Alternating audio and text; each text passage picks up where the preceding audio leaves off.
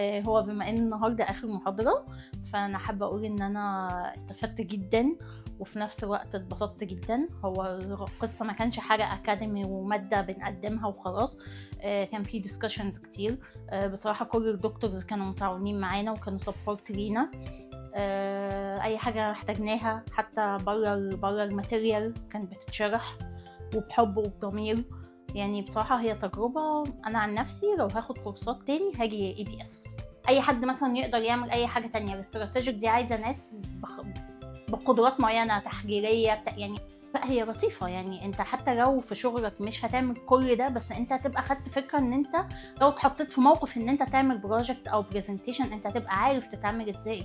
يعني كان ممكن مثلا كل واحد يعمل بروجكت لنفسه، بس دكتور عمرو قال كل جروب يعمله لنفسه، عشان انت اوريدي لما تيجي تعمل بروجكت كبير في شركتك فانت هيبقى فيه تيم معاك، والتيم مش دايما كل الناس دماغها واحده، فانت في نفس الوقت هتبقى عارف تتعامل ازاي مع الناس، تعملوا تيم ووركينج ازاي، تهندلوا ازاي. فده برضو بيدي خبره بيرسونال سكيلز كمان.